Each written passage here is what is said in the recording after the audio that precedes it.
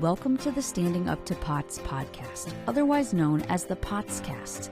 This podcast is dedicated to educating and empowering the community about postural orthostatic tachycardia syndrome, commonly referred to as POTS. This invisible illness impacts millions, and we are committed to explaining the basics, raising awareness, exploring the research, and empowering patients to not only survive but thrive. This is the Standing Up to POTS podcast. Hello, fellow POTS patients and beautiful people who care about POTS patients. I'm Jill Brooke, your hyperadrenergic host, and today on POTS Matters, we are going meta with a podcast about podcasts and some findings from a survey in which some of you may have participated. Thank you if you did. Our guests today are an advisor and student team from DePaul University that conducted the survey. Dr. Melanie Finney earned her PhD from the University of Iowa in 1996 and has been at DePaul University since 1994. She teaches in the Department of Communication and Theater. Her research interests include social support and coping with grief, loss, and trauma. And then Kate Pederson is a senior communication major at DePaul. She has been working with Dr. Finney for the past 1.5 years, completing independent studies and summer research to analyze if podcasts might function as a form of social support. Regular listeners will recognize Kate as our longtime social media manager, graphic designer, and major volunteer, having put hundreds of hours into making many of our graphics, among other things. So Dr. Finney and Kate, thank you both for joining us today. Thank you. Yeah, thank you for having us. So as a little bit of background, do you guys mind sort of defining social support? Because I think a lot of people have sort of a general idea what that means, but I don't know that I know exactly what it means. Okay. Social support can be the provision either through actions or through words that help people feel better is the most basic definition. And the 5 general kinds of social support that exist are emotional support, which is conveying to a person that they're feeling that they are heard and that they're understood. There is esteem support, which is support designed to make a person feel better. So, for example, if there's a breakup, it's comments such as, he didn't deserve you anyway, or you're still a great person, those kinds of things. Then there's tangible support, actually doing tasks or errands for people, providing meals, giving rides places, things like that. There is informational support, which is providing information about ways that they can either feel better or know more about the situation that they're facing. So, for example, if somebody has lost a job, perhaps providing advice about job opportunities that they've heard about or skills that they may have that they could get another position. And then the last kind of support is network support. And that has to do with putting people in touch with other people that can help them or assist them. So making referrals, for example, to doctors or clinicians or things like that. And so those are the 5 general kinds of support. And they can be either verbal or nonverbal. So they would include things like hugs or pats on the back or, as I said, the tangible stuff, doing things for people. So that's what social support is. And it's been studied in the field of communication quite extensively. Okay, and I imagine it's pretty important. All these things that you're talking about, I guess in my mind, I'm going, wow, this sounds like really important, really helpful stuff. Is that pretty on or any like big nuances there? No, I don't think so. I think the one other thing I would say about support is it doesn't have to be for a big traumatic event. We also do provide support just in everyday interactions, everyday talk, talking to people and finding out how their day was and what kinds of struggles they're facing, or just reaching out so that they feel included. And so it doesn't have to be the monumental kinds of support, but it could also be the everyday functions of talk that just keep people connected. Great. So Kate, tell us about how you designed this study. Did you have a specific hypothesis in mind, or how did you put it together and what was your method? We didn't necessarily come up with a hypothesis coming into this, but we did have a sort of inclination that podcasts might be able to provide some of that social support for people who listen to them because they feel more connected to someone. They feel like someone cares about them and is helping them to gain information. And so to do this study, we created a 56-question survey through Google Forms. It had open-ended and closed-ended questions, and we got IRB approval from the talk. And the questions included things like demographics, gender, age, chronic illness condition, how long you've had that condition. And then participants were asked things like how they felt isolated by their illness, how they sought out informational and emotional support, whether those support needs were met, which podcasts that they listened to, and the relationship to the host on the podcast. So we reached out to the hosts of health-related podcasts, and 9 podcasts agreed to participate. So we got a 23% response rate from that. And those hosts shared the survey with their listeners, either directly through their podcast, like a little promo, or a social media graphic, or through their online support groups. And we had 105 people who completed the study, from 93 being female, so that's 89%. 6 were male, 5 were non-binary, and 1 declined to answer. All of the participants were 18 years or older, and they had at least 1 chronic illness, majority averaging about 2 chronic illnesses. And they had been symptomatic for nearly a decade. And the most frequent chronic illnesses that were reported were POTS, dysautonomia, Ehlers-Danlos syndrome, and diabetes. Okay. All right. So this is a big project. And I don't know, I feel like we should have a drum roll or something. But is there anything else to say before we have you tell us the results? I think one of the things that affected our results to a certain extent is the people that we were actually able to recruit. And so Kate and I think we probably sent, information to maybe 35 to 40 different podcasts that were related to health conditions, and not everybody participated. And so the reason why POTS was the most frequently noted, or the one that occurred the most, is because that was from the podcast that people agreed to actually post our survey. And so that does factor into a little bit of the situation that we had. So there were many other kinds of chronic or invisible illnesses that we did not study, primarily because the hosts weren't as receptive to our study or just didn't get back with us. I would also say that one of the things that we talked about was who not to include in this study. And so we made a conscious decision not to study people with cancer, people with various mental illnesses such as depression or anxiety disorder. And we also didn't study people with obesity. And so we know that there are podcasts for all of those, but we decided that we wanted to make it much more specific to the chronic illnesses that people may not be able to see or people may not know about. And so that's why we did the chronic or the invisible illnesses. So that's kind of the background about how we decided to recruit our subjects, our participants. Okay. Yeah. And I see how, with all surveys, there's always the issue of who's responding. Is it the people who are the most interested in this topic or who have something to say? But that's one of the things we just live with in survey research. So what did you find? Yeah, so we found the first thing we looked at was how individuals experience social isolation. And so 97% of respondents felt socially isolated due to their illness. And 90% reported that listening to podcasts helped them feel less isolated. So there's a big connection there. And their isolation stemmed from a variety of things. So the highest source of isolation was lack of understanding by family and friends.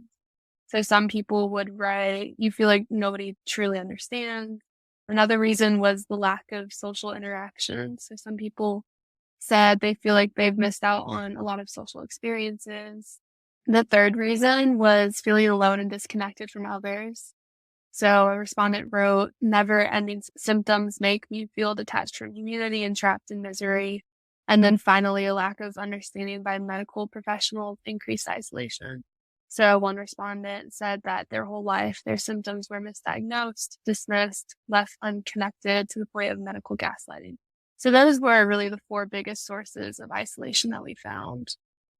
Yeah, that makes a lot of sense to me. And I think, it makes sense that people who feel that way would be attracted to podcasts by people who talk about that and understand that and get it. And we actually talk on the podcast pretty often that there is something really nice about just being with other people who completely get you from moment one and you don't have to do a lot of work. And so that makes a lot of sense. Okay, sorry, go on. Yeah. So then we looked at a variety of types of communication. So things like podcasts, online support groups, social media, in-person support groups, interactions with a loved one, or interactions with a healthcare professional. And so listening to podcasts was reported as being both the most helpful and most accessible by the majority of the respondents. And so podcasts, among other online forms of support, such as social media and other online support groups. So all of those online mediums were reported to be the most helpful and accessible due to their information that they provide, the convenience of accessing it, and the community, and then the support or care that they give. I think one of the biggest things that we saw in some of the comments was that the accessibility of podcasts was supported. People could listen when they wanted. They didn't have to get dressed up and go out. If they wanted to listen more than once, they could. And so it was that feature of it being readily available on their time frame. So if you're in an online support group, you have to show up at a particular time. Or if you're going out to appointments, you have to be there. But podcast, the accessibility was really, really important for the people. I get that. Yeah, I don't sleep very well, so I listen to podcasts all night long, and they really help me to feel less lonely. Before I had podcasts, the night felt so long, and now it goes by pretty quickly. So I get that, the asynchronous bit. Okay, what else? So something really interested we looked into was parasocial relationships with the host of the podcast. So the parasocial relationship would be if you're listening to the news at 5 p.m. every day and you see Bill on the TV, you feel like you know Bill, like you refer to him with his first name. So you feel like you have that relationship with him, even though he has no idea who you are. So we thought that podcasts kind of function as the same way. Like you don't typically know who the host is personally, but you're still listening to them in your ear. Like it's a very intimate thing. And so we looked at that, and our results suggested that parasocial relationships with the host of the podcast correlate positively with informational support. So like getting information or advice about your condition. And then that the informational support is correlated positively with emotional support. So if you're getting that information and that advice, you're also feeling like you have that community, you have that sense of belonging, you feel like you have someone who cares about you. Well, yeah, I have a question about that, because obviously it sounds great to be able to tap into some of that emotional support whenever you need it. But I guess my question is there any concern about having sort of this illusion of all around support for some of your purposes? Like, I guess what goes through my mind is I'm probably at risk for this, where I have some podcasts that I love, I listen to all the time. I feel like I know the host, and it can kind of give me this sense of belonging and sense of security that makes me realize that, oh, but wait, they're not bringing me chicken soup if I get sick. I got to remember that. And so is there anything about that where like it's sort of important to remember to keep one foot in your real physical world and nurture those social relationships, but maybe it's easy to ignore those if you have infinite podcast hosts at your fingertips anytime you want? Yeah, I'll talk about that. I think one of the things that we found and that was suggested, even though we didn't specifically ask this, is that people have different kinds of needs. And so in communication, there's a theory called uses and gratifications, and that we use certain kinds of media or certain forms of communication to meet different kinds of needs that we have. And so if we're trying to get information, we want to go to people that are experts, or we want to go to people that know experts and that can help give us the information about our condition or tips for how to get by during a crisis, or, oh, here's something that you can try if you haven't done this before. And getting that kind of advice from somebody outside of your immediate contact area. And so people know to use certain kinds of media for certain kinds of needs. And so I don't think that most of your listeners would think, oh, my host is going to take me to the doctor or bring me chicken soup. But instead that they know that that's a person that they trust and that they believe, and we did see this in the results, but they believe that the host is somebody that is looking out for their best interests. They trust that person. And so what we were wanting, and perhaps what could be a follow-up study, is how strong is that perceived relationship, that perceived parasocial relationship? Does that encourage people to form or to look for other kinds of support outside of the podcast? And so that could be for a follow-up study. But we did see that. I don't think we would suggest that podcasts are a substitute for real life relationships. But for some people, especially during COVID, when they were isolated from friends and family and social networks, podcasts were a way of letting people feel that they were connected, people in the outside world. So I think that it accompanies, but it doesn't substitute for.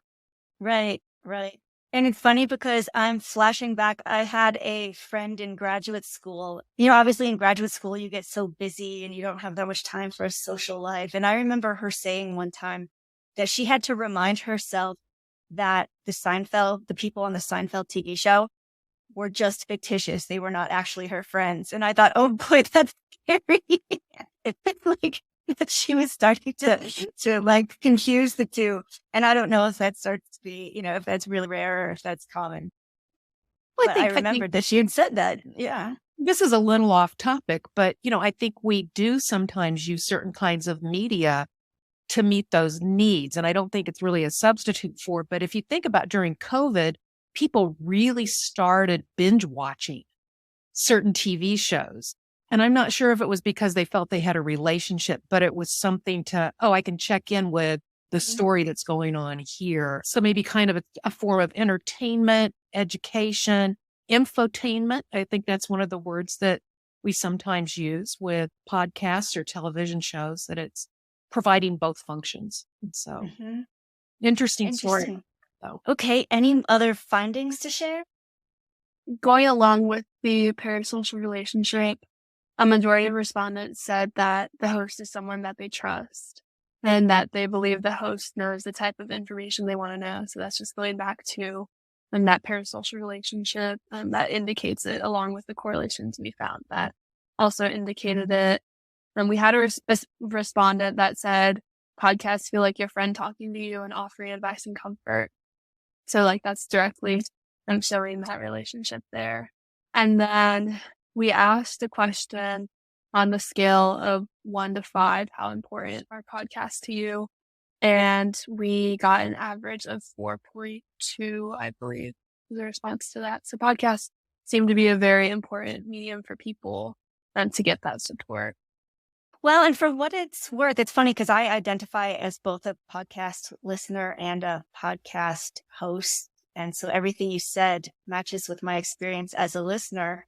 And as a host, I do take it seriously that there are people who are listening to us. And I do think of myself as speaking to family members. And even though I don't know listeners, I feel like I basically know them. We have a lot in common. And if they're listening to this, they have been through a lot of the same things as me. So I guess I would just say, yeah, I'm super comfortable with that assessment. One of the comments that we did get that was kind of interesting, we had an area where people could just comment in general if they had anything else that they wanted us to know. And one was that some of the people felt that they wish they had a way that the host could respond back or that they could respond to the host. They wanted a little bit of two-way communication. And so one of the suggestions that we had would be to potentially offer like a discussion board or a bulletin board where respondents, listeners could make comments and kind of go back and forth that way. But technology, that's a hard thing to do too. You have to have somebody to kind of moderate that. But that was one of the comments was, we wish that we had a way to kind of connect with the other listeners of the podcast. Oh, right. Right. Yeah, I absolutely get that. Yeah. Okay, so as far as overall conclusions, were you surprised? Not anything you draw from this in a larger sense? I mean, I wasn't too surprised because I have been listening to podcasts and I do feel connected to the host, and that makes me feel like I have someone who knows what I care about and kind of cares about me to an extent. So the findings do make sense, but I think they're really important because it does suggest that podcasts might be a good form of support for people to rely on. So instead of going into your doctor or into an in-person support group, you can just play this podcast, like play and stop it whenever you want. You can be sitting in bed, you can be driving to work. So really anything like that. I think they're super accessible, and that's really interesting and that's really helpful. So what's going through my head now is there anything for podcast hosts to learn from to make podcasts better or more useful or more supportive to their listeners? And I'll have to think about this tonight, but did you guys think of anything? Did you end up with any tips for podcast hosts? I think the feedback loop is one of the things that if there is a way that you can incorporate that with just a little box, I know most people, you just listen, you don't really engage. But if there would be like a web blog that would go along with it, that people could write questions or comments.